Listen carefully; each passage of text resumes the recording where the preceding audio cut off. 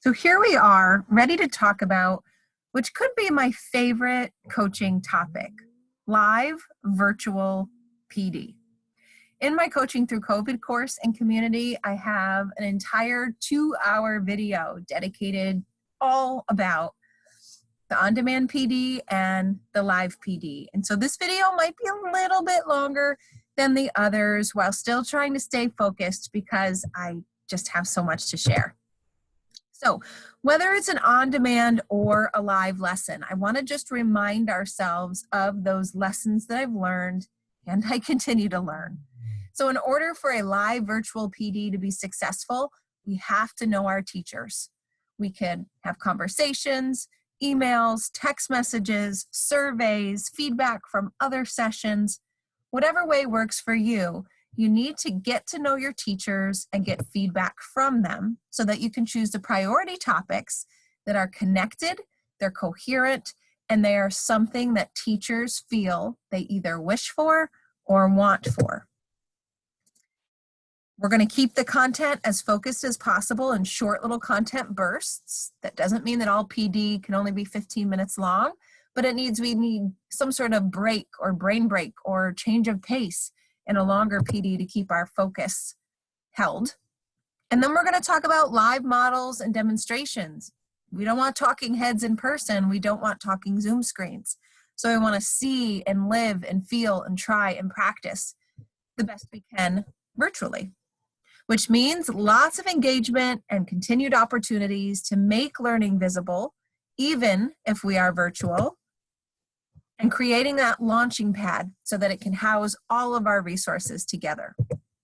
So before the session, during the session, and after the session, things to think about. Now, most of the video is going to center around this document right here. As I was really diving headfirst into virtual PD and virtual professional learning, I was learning lesson after lesson after lesson. And because I'm a notebooker, I started keeping track of these lessons so that I could make each virtual meeting better than the one before it.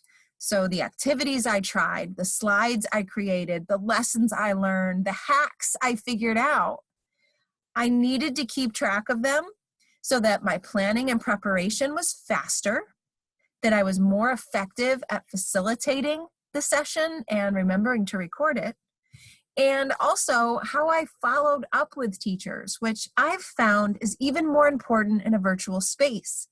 If we were in person and we had a professional learning session together, I could easily follow up with teachers by chatting with them in the hallway or taking a quick little conversation break with them while we were doing a coaching cycle. But that same level of interaction just doesn't happen from home, remotely or virtually. So it's thinking about how to mindfully plan for ways to follow up with teachers based on the content of our live PDs. So I want to lift out each of these 3 sections and talk about what you need to think about when you're planning your virtual PD. So this is my checklist from my list in my notebook. It ended up to a list on Google Docs so that I could share it with everyone. And it's just my tips, my reminders, my recommendations for myself. So I've given you this template in our course page, but it's meant to be personalized. Change the items to fit the way you coach and the teachers you work with. So for planning and preparation, some things to think about before you get ready for a virtual PD. Well, first you have to set up your virtual meeting space. So that means whether you're in a home office or tucked away into the corner of your basement, which is where I usually am, you want to gather all your needed materials and keep them close by, whether they're in a stack, in a pile, or in some nice organizational case. Make sure you have a notebook, writing utensils, and sticky notes for anything that might come up during the session. Then you want to make sure you send an invitation or the reminder email to teachers. So remind them when you're going to meet, where your Zoom link is, any of those session logistics, and then include what they might need. Should they bring a notebook, sticky notes, writing utensils, their favorite beverage, or a book or a curriculum document? Make sure that they're ready to come to the session with everything they need. And that means thinking carefully about how you're going to share all the links and resources that you might want to share with them easily. So often I share documents as I go, and I will paste those document addresses right into the chat box so that they can click on them and instantly have access to them. So you might create a Google Doc with all of those listed, a nice s'more that you could pass along to teachers, or even just create a section on your Google site, your launching pad, to house your materials too. I then always follow up with an email with those same resources, but that's for a little bit later in the video. Then you want to set up your meeting space, meaning your virtual meeting space. So I like to set it up to automatically record the session so that those teachers that couldn't attend but wanted to could watch it on demand later. But more often than not, I usually just put a slide in my presentation, which is a Bitmoji version of me saying, press record. And it always brings a smile to teachers' faces because, you know, we all need little reminders not to forget those little things. So those are the top 4 things that I've learned I need to have ready to go. My physical space, my email with the session logistics and materials, all of my links and resources ready to go and share, and a reminder to record. Now let's think about the actual presentation. So this is something I'm constantly adding to because every time I facilitate a virtual session, I learn something else. So here's what I recommend. Open your session a couple of minutes early and give teachers a soft start to generate that connection and conversation we so desperately need. So you've already created a Google Slide collection of some of your favorites, and maybe you stole some of mine. And so when it's time to plan a session, you just want to go to your bank of curated slides and lift one out, paste it into your new presentation.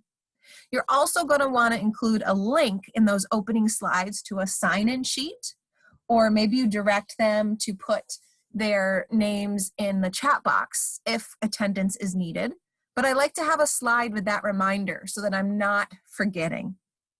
Always begin the session with personal check-ins and celebrations. If you did use a soft start, that's a great way to launch those conversations. But if not, you could just have teachers do something simple, like pop into the chat box, what are 2 words that capture what you're feeling today? Or on a scale of 1 to 10, how's your day going? Something just to connect with each other as humans before we do it as learners. And then I always share my presentation online as I would in person. So I'm always sharing my screen to guide my pacing and stay on track with my timelines. And I make sure that my presentation is scheduled in content bursts. We already talked about those, but it's pretty much small chunks of content to help us focus our attention online. Now, if you are in for the long haul and you have a 1-hour session, a 2-hour session, or longer, you want to make sure that you have these bursts of content with a break or downtime or small group reflection or individual reflection so that we can rest and recharge and jump back into the next content burst. That means you want to schedule conversation breaks often. So I like to use the chat box. I like to poll teachers using the Zoom poll or my favorite Menti word clouds. And I also use breakout rooms for small group discussions and activities. You want to make sure there's a balance of teacher talk and coach talk, just like we want to balance it in the classroom. You want to make sure you share all those resources you gathered easily. So you may have had them in an email, or maybe you paste them into the chat box directly, and you make sure they're in that follow email as well. And then I like to end every virtual session with a look ahead. So when is our next meeting? What are we going to talk about? What do they need to think about? And I always make sure to end on time, especially in a virtual session, to respect teachers' crazy busy schedules right now. And then the follow-up, a couple of things I've learned to do. I want to make sure that I save the session recording, but I need to rename it so that I can easily find it later, which is a lesson learned from early in quarantine. And if possible, I will immediately add it to a shared drive with teachers or even to my launching pad or website so others can access it. I send a follow-up email if needed, but I usually do, to share resources and reminders and just thank teachers for coming. And then I spend some time with myself. How did the session go? Make sure to celebrate the positive, to acknowledge any challenges that may have come up, and I challenge myself to choose one thing new to try in my next virtual PD based on how the session went today. So every day I'm just striving to get better than the session before it. So here's what I'd like you to do. I want you to think through your next virtual PD.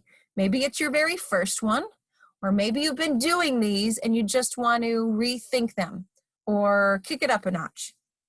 I want you to create a live session, and I've got a planning template that will be in our course page to help you think through the planning, the actual session, and the follow-up. And when you're creating a template, here are the slides that I think you should include as placeholders to make sure they end up in your session.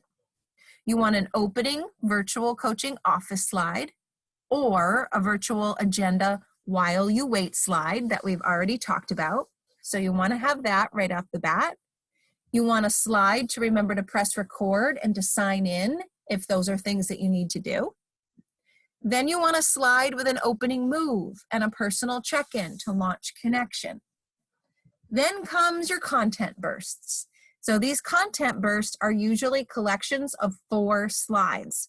Name your goal, short content burst slide, give a live model or demonstration or an interaction so teachers can talk together, and then invite teachers to make their learning visible. Make sure you have discussion and questions, and then repeat that as often as needed. So content burst, discuss. Content burst, interact, based on how long your session is. And then I always end with a slide that helps us look forward and reminds teachers of all the different ways that they can contact me or I'm here to help. So your job is to do just that. I want you to head online. I want you to look at the planning template that I've provided so that you can sketch out your ideas. And then I'd love for you to create a PD template for yourself. That way, every time it's time for a virtual PD, you just have to make a copy of that template and all of your slides will be there so you don't forget. Opening slide, recording slide, personal check-ins, content burst collections, interaction, and a look forward. Think about how much time it will save if you do this, and then just have to alter a bit and update the content and maybe add some new graphics to make it come to life. It's a great way to think forward and make sure you're hitting all of the little boxes in our checkbox, in our checklist, so that we're doing PD the best we can, the most effective we can, while at the same time helping teachers come together as a learning community. So if you create your template set, I'd love to see it. I love the way individual coaches format their slides, and so I'd love to see what you have started. And you can head online to our course page so that you can see the resources I have there for you too.